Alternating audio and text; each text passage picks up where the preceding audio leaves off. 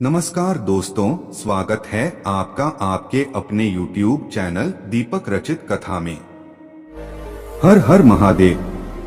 देखिए, अगर आपके किसी भी कार्य में रुकावटें आ रही हो, चाहे आपके विवाह में रुकावट आ रही हो, या फिर आपकी नौकरी में रुकावट आ रही हो, या फिर आपके व्यापार में रुकावट आ रही हो, या फिर आप अपना कोई भी कार्य कर रहे हो तो उसमें अड़चने आ जाती है, रुकावट आ जाती है, आप उस कार्य में सफलता नहीं प्राप्त कर पा रहे हैं। आप मेहनत तो बहुत करते हैं, प्रयत्न बहुत करते हैं, लेकिन आप उस कार्य में सफल नहीं हो पा रहे हैं, या फिर आपके घर में, या फिर आप स्वयं किसी रोग से परेशान हैं, किसी बीमारी से परेशान हैं, डॉक्टरों को लगातार दिखा दिखाकर, दामाद लगातार खा खाकर आप परेशान हो चुके हैं, लेकिन आपकी रोग में, आपकी बीमारी में आराम नहीं मिला है। तो पूज्य गुरुजी के अनुसार आपको किसी भी विशेष तिथि में पड़ने वाले मंगलवार और शनिवार के दिन सिर्फ शहद से कुछ ऐसे विशेष उपाय करने हैं जो आपके जीवन में चल रही इन सारी समस्याओं को समाप्त करने के लिए बहुत ही खास होने वाले हैं।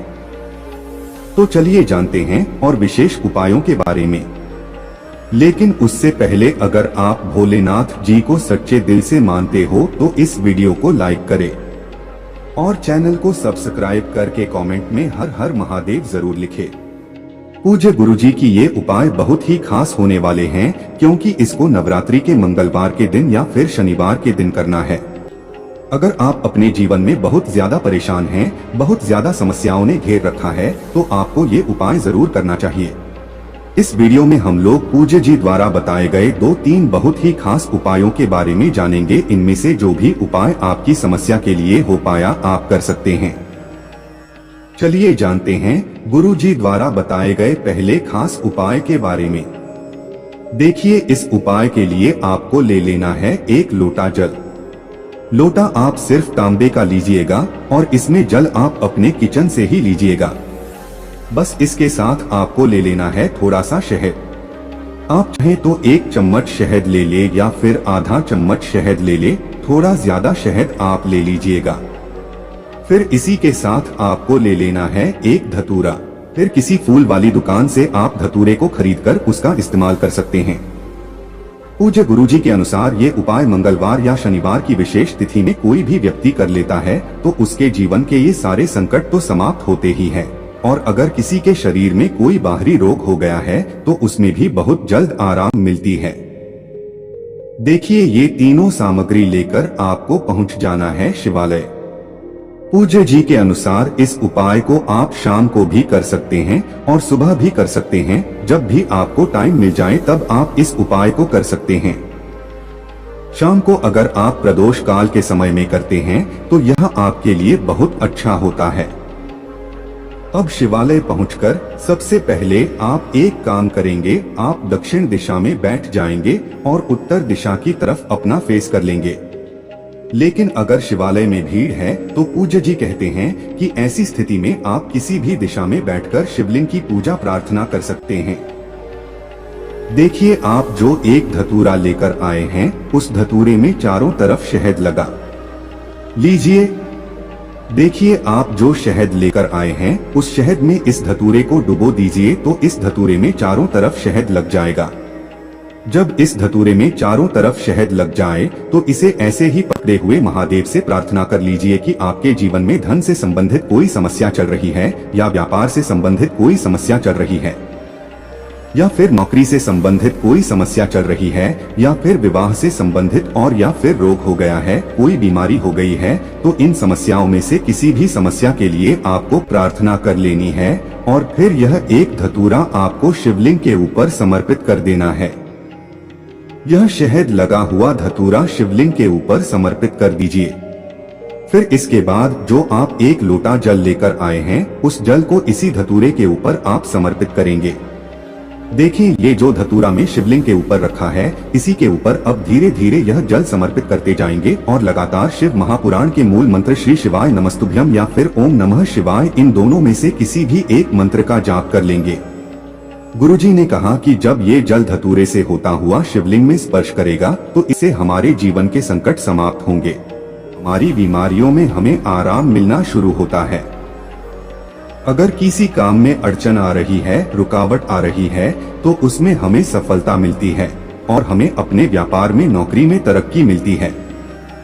पूज्य गुरुजी ने कहा कि इस मंगलवार और शनिवार में किसी भी दिन आप इस उपाय को कर लीजिएगा और महादेव से प्रार्थना कर लीजिएगा। हम आपको यकीन दिलाते हैं कि आपकी वो सारी समस्याएं महादेव की कृपा से बहुत ही जल्द समाप्त हो जाएंगी। तो ये उपाय आपको जरूर करना चाहिए। अब इसके बाद बात करते हैं पूज्य गुरुजी द्वारा बताए गए दूसरे खास उपाय के बारे में। देखें, ये उपाय भी आपके लिए बहुत ही खास होने वाला है, क्योंकि ये उपाय आपको रात के समय में करना है। इस उपाय के लिए आपको एक दीपक ले लेना है। दीपक आप मिट्टी का भी ले सकते हैं या फिर आप अपने घर पर शुद्ध आटा मारकर उसका भी दीपक तैयार कर सकते हैं। इस दीपक को आप चौमुखी दीपक बनाएंगे। अगर चौमुखी दीपक आप मिट्टी का लेना चाहे तो उसका ले सकते हैं या फिर घर पर बना सकते हैं। इस दीपक में आपको 2 लंबी मौली के धागे की बत्ती का प्रयोग करना है। मौली का धागा यानी कलावा। कलावा जो हम लोग अपने हाथ में बांधते हैं, उसी को आप काट लीजिएगा और 2 बत्ती बना दीजिएगा।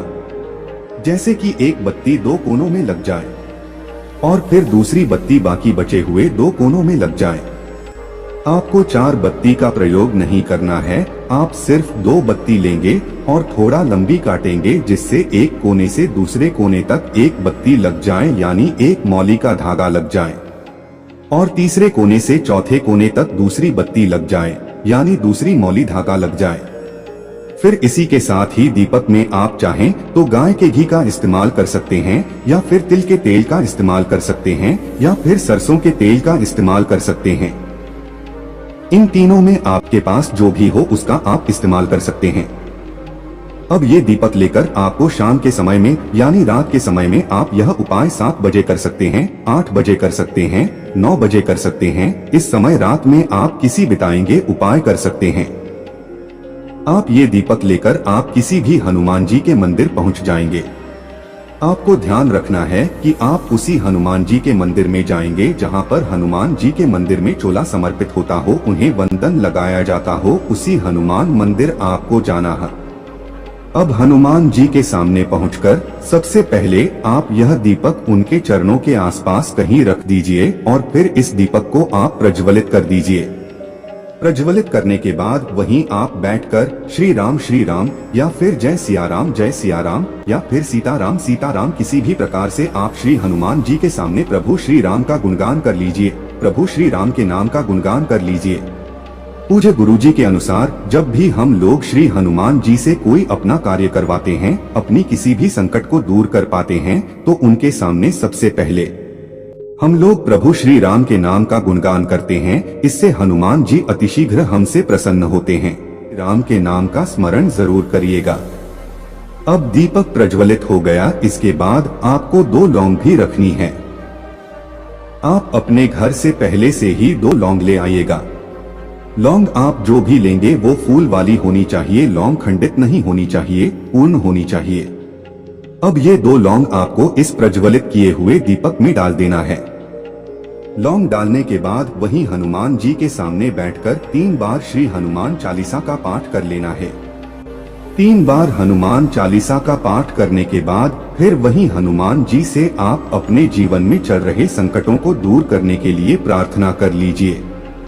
अगर आपके विवाह में कोई समस्या आ रही है, व्यापार में किसी प्रकार की समस्या आ रही है, नौकरी नहीं लग पा रही है, जीवन में तमाम प्रकार के संकट चल रहे हैं, समस्याएं चल रही है, कई सारे संकटों को दूर करने के लिए हनुमान जी से प्रार्थना कर लीजिए और फिर वापस अपने घर आ जाइए।